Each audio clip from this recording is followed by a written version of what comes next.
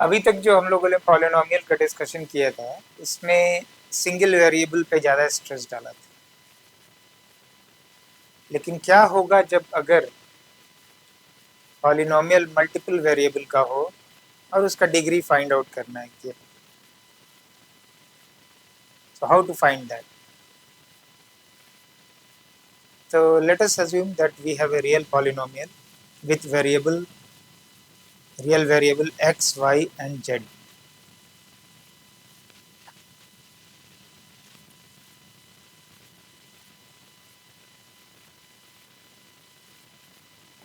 X, y and z real variable of a polynomial which is having these three variables.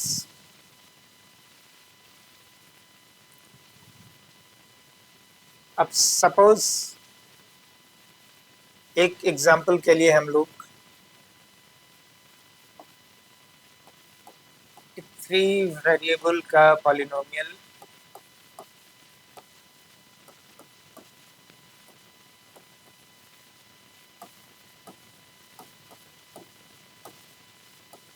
बना लेते हैं। So this is a polynomial in three variables x, y and z। अब मुझे इसकी degree find करनी है कि इस पॉलिनोमियल का डिग्री क्या है। तो इस पॉलिनोमियल की डिग्री के लिए हर टर्म को एक्स वाई जेड के टर्म में आप एक्सप्रेस कर दीजिए, just to avoid confusion.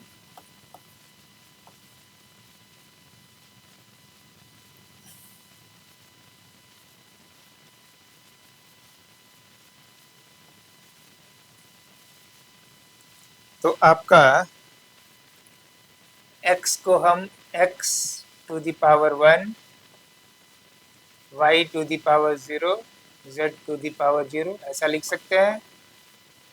Second term को x to the power 0, y to the power 1,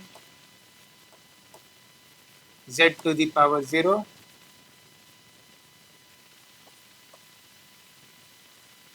तीसरे टर्म को z को x to the power 0, y to the power 0, z to the power 1। Fourth term को x y जो है x to the power 1, y to the power 1, z to the power 0। Fifth term yz है y to the power 1, z to the power 1, x to the power 0। Six term जो zx है z to the power 1, x to the power 1, y to the power 0। जो last term है x y z x to the power 1, y to the power 1, z to the power 1। इस वे में हम लोग इस polynomial को लिख सकते हैं। अब इस पॉलिनोमियल के हर टर्म में चाहकर मैं तीनों का जो पावर है वो सम करूंगा, तीनों वेरिएबल का। तो देखिए फर्स्ट टर्म का आपका क्या है, फर्स्ट टर्म का वेरिएबल क्या आ गया, का सम क्या हो गया 1 प्लस 0 प्लस 0 1। सेकेंड टर्म का क्या हुआ 0 plus 1 plus 0, this is also 1। Third term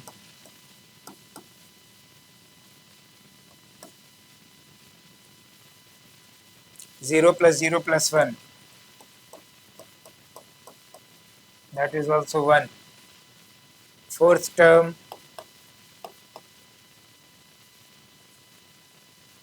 1 2 3 4, 1 plus 1 plus 0 2। fifth term 1 2 3 4 5, 1 plus 1 plus 0 2। sixth term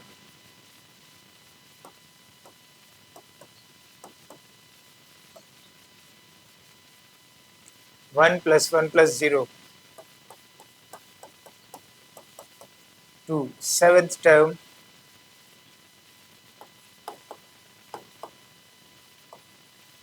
1 plus 1 plus 1,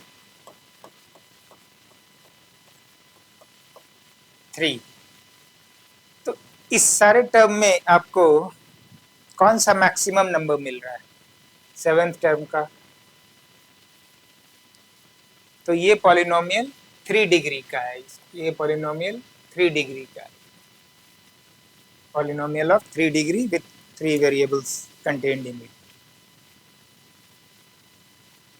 इस वे में फाइंड आउट किया जाता है जब polynomial contains multiple variable.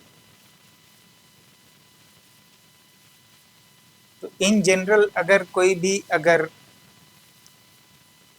Polynomial है, सपोज एक्स वाई जेड 3 उसका वेरिएबल है उस पॉलिनोमियल में, और उसके जनरल टर्म मतलब मैं देख रहा हूँ उसको, मैं अगर ये लिख दूँ कि some constant coefficient x to the power m, y to the power n and z to the power p, then इसका m plus n plus p का वैल्यू मैं निकालूंगा, we will get some value. जिस term में इन तीनों का सम maximum होगा वही आपका डिग्री के इक्वल होगा।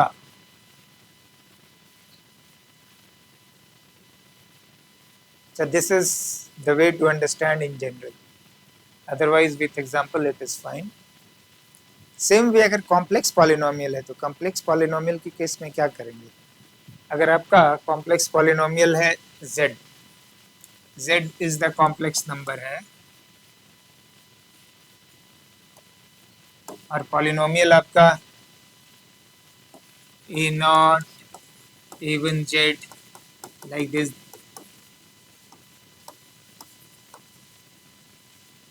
and an is not 0. Sorry, z1 a2 z square and so on till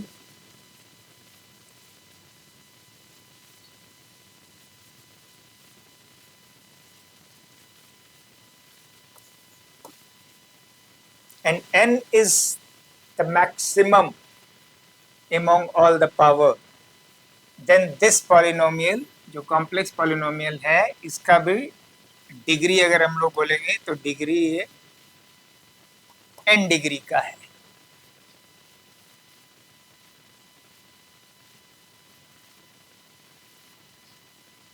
so basically variable का मैक्सिमम पावर ढूंढना है। अगर मल्टीपल वेरिएबल है तो सारे वेरिएबल्स के पावर को सम करना पड़ेगा और देखना पड़ेगा कौन सा सबसे ज़्यादा आ रहा है, वही उस पॉलिनोमियल का डिग्री होगा। अब चलिए कुछ क्वेश्चंस देखते हैं।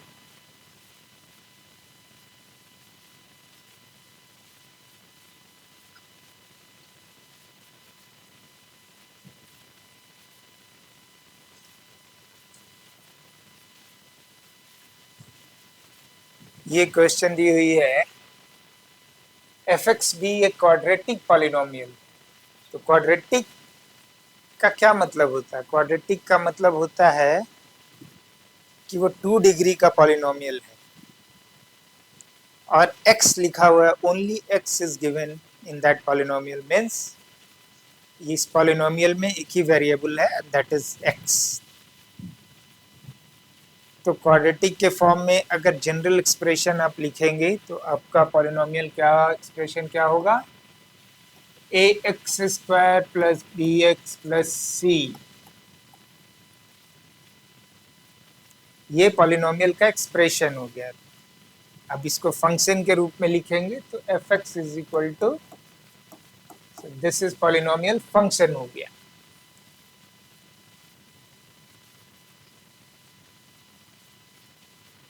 क्या दी हुई है क्वेश्चन में? if one of the root when fx is equal to 0 is unity, तो इसका मतलब है x का वैल्यू जब हम इसमें 1 रखेंगे इस पॉलिनोमियल फंक्शन में, तो ये क्या हो जाएगा, a हो जाएगा, ये हो जाएगा b हो जाएगा प्लस c हो जाएगा, तो इसका वैल्यू 0 है as per question.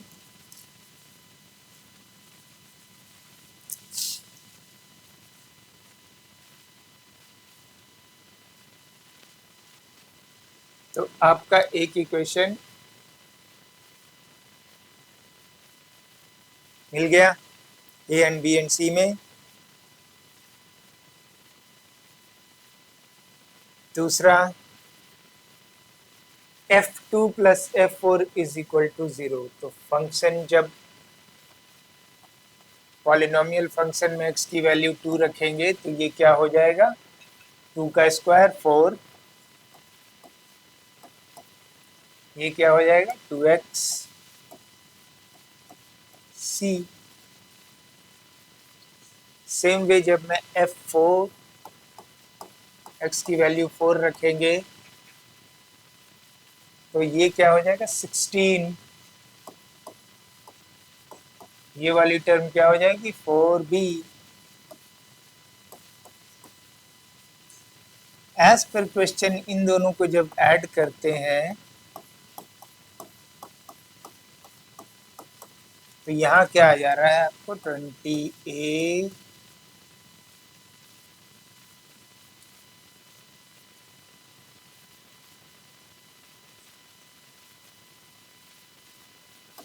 sorry this was 2b, 20a 6b plus 2c and this is equal to 0। तो ये आपको सेकेंड इक्वेशन मिल गया। अब मैं c को एलिमिनेट कर दूं 1 एंड 2 से, उसके लिए क्या करना पड़ेगा, 2 को मैं नंबर 1 इक्वेशन को मैं 2 से मल्टीप्लाई करूंगा, तो 2 से मल्टीप्लाई करने पे वो ये हो जाएगा, this is 1 when multiplied by 2 and 2 and number 2 equation से उसको डिडक्ट करेंगे ना, तो ये आपका 20a हो गई plus 6b plus 2c is equal to 0। तो बेसिकली हमने क्या किया, इक्वेशन 2 से नंबर 1 इक्वेशन को मल्टीप्लाई किया 2 से और इसको माइनस किया, इससे डिडक्ट कर दिया।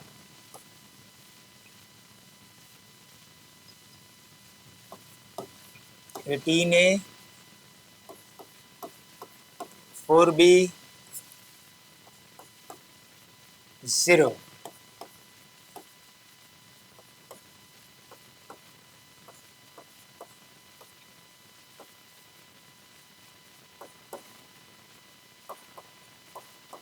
Minus 9/2a, b is equal to minus 9/2a। अब इस b का वैल्यू मैं नंबर 1 में रख दूं फ्रॉम इक्वेशन 1, तो मुझे c मिल जाएगा a के टर्म में, a minus 9/2a plus c is equal to 0।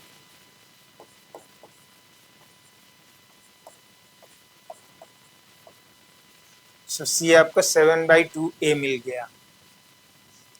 तो आपको सारी चीज बी एंड सी आपको ए के फॉर्म में मिल गया।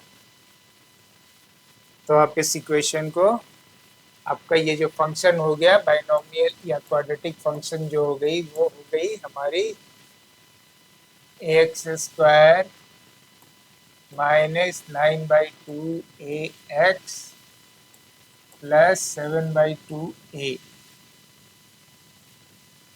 यहाँ पे ए बी एंड सी का वैल्यू ए के फॉर्म में रख दिया और a/2 को हमने कॉमन ले लिया।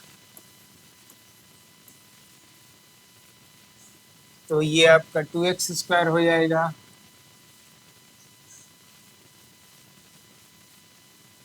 -9x हो जाएगा, +7 हो जाएगा।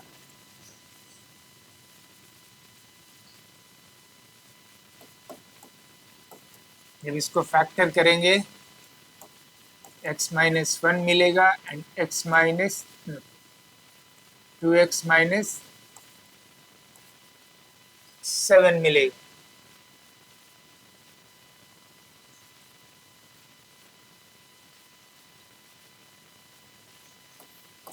So your fx is now in this form. When fx is equal to 0, fx 0 किस किस कंडीशन में हो जाएगा? इधर आपका a 0 हो जाए, x-1 0 हो जाए एंड 2x-7 0 हो जाए। लेकिन a कैनॉट बी 0, क्योंकि a अगर 0 हो जाएगा तो ये टर्म वैनिश हो जाएगा शुरू में ही, तो ये क्वाड्रेटिक पॉलिनोमियल रह ही नहीं जाएगा। तो to be a quadratic polynomial a should not be 0। तो ये पार्ट खत्म हो गया। x-1 से आपको x की वैल्यू 1 मिल गई, 2x-7 से x की वैल्यू 7/2 मिल गया। तो एक रूट यूनिटी की बात है, तो यूनिटी तो ऑलरेडी वी हैव। तो हमारे दूसरे रूट की बात कर रहा है तो वो इस रूट को रेफर कर रहा है, तो ये आपका आंसर हो जाएगा। ये तो एक तरीका हो गया सॉल्व करने का। दूसरा, फैक्टर मेथड से भी आप इसको सॉल्व कर सकते हैं। तो फैक्टर मेथड के लिए हम लोग इसे पहले रब करते हैं।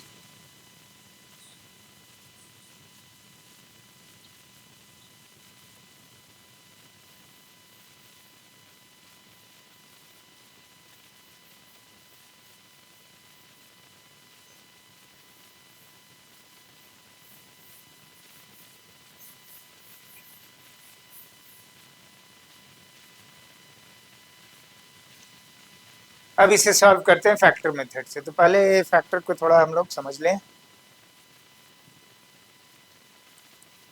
कि अगर कोई भी पॉलिनोमियल फंक्शन दी हुई है,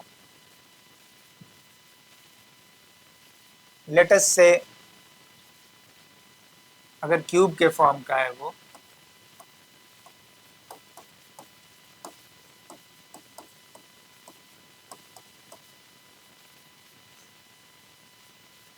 ये पॉलिनोमियल फंक्शन। अब इसकी रूट बोली जाए कि इसकी रूट जो है मुझे मिल रहा है वो अल्फा सॉल्यूशन से beta and gamma.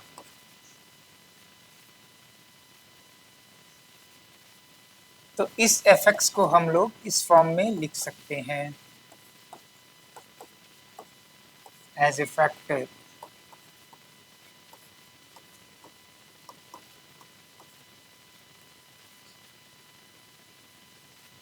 Into some constant.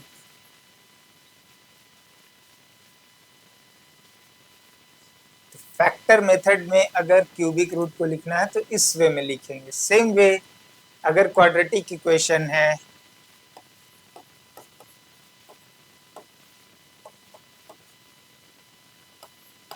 ये फंक्शन है,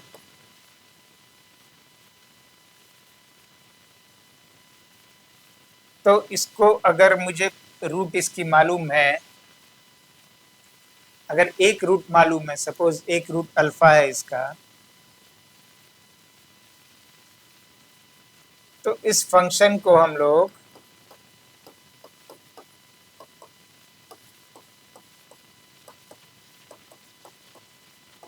इस फॉर्म में लिख सकते हैं विथ के कांस्टेंट, क्योंकि ये x इसके साथ जब मल्टीप्लाई होगा तो उसको क्वाड्रेटिक पॉलिनोमियल में, पॉलिनोमियल फंक्शन में कन्वर्ट कर देगा। So that is the reason if your one factor is this, the second factor will be the linear factor to make it quadratic। तो ये तो फैक्टर का एक बेसिक कॉन्सेप्ट मैं आपको बताया।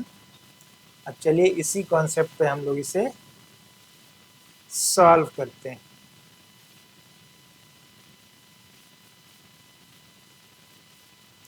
One root is unity,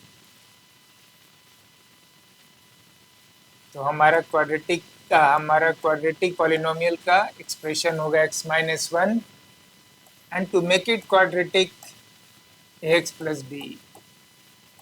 So this is quadratic polynomial.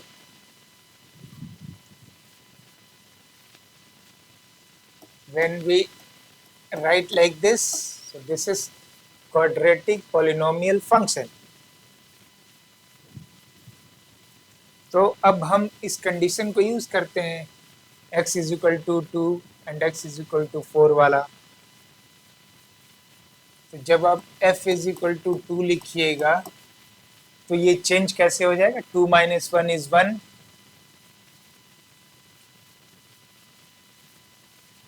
x की जगह 2 है तो 2a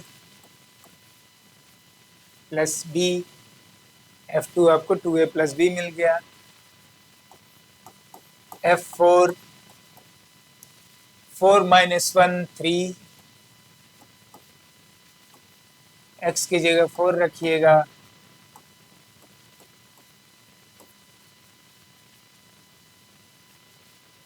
तो ये आपको मिल गई 12a plus 3b।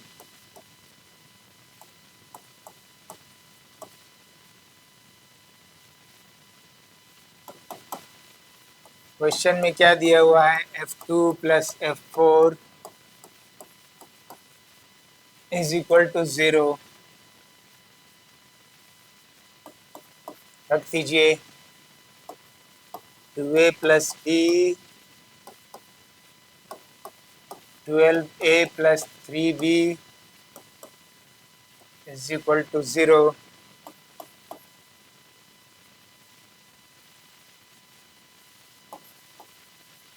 Fourteen a plus 4b is equal to 0. So b is minus 14 by 4a, that is minus 7 by 2a. तो b आपको a के फॉर्म में मिल गया। तो अब आपका ये क्वाड्रेटिक पॉलिनोमियल फंक्शन कैसा हो गया,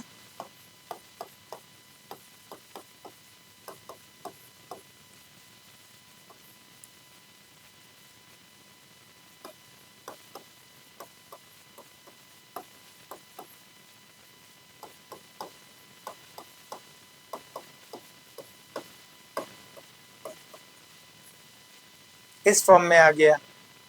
ये कब कब जीरो हो जाएगा, f x is equal to 0 अगर हम लोग डालेंगे तो हमारा कब कब जीरो हो जाएगा, व्हेन a इज 0 या x minus 1 is equal to 0 या x minus 7 by 2 is equal to 0, या तीनों एक साथ जीरो हो जाए। लेकिन क्या a जीरो हो सकता है, a जीरो नहीं होगा, क्योंकि a जीरो होगा तो ये टर्म आपका 0 हो जाएगा। तो जब आप इसको मल्टीप्लाई कीजिएगा इससे तो आपको जो पॉलिनोमियल मिलेगा वो लीनियर पॉलिनोमियल मिलेगा जिसका डिग्री 1 होगा। बट हमारे क्वेश्चन में इट शुड बी क्वाड्रेटिक, तो a कैन नॉट बी 0, तो a is not 0। x is equal to 1 already यहाँ का बताया हुआ है कि एक यूनिट है, इसलिए हम लोगों ने ऐसा लिखा है।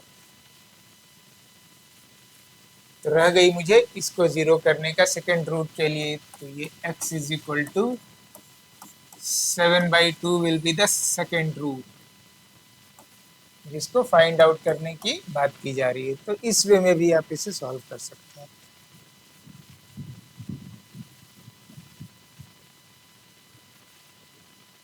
Only thing you should understand the factor concept. तो ये हमने जो एक्सप्लेन किया उसको आप ध्यान में रखिएगा, and this is the way you can make. Now we will switch to the next question.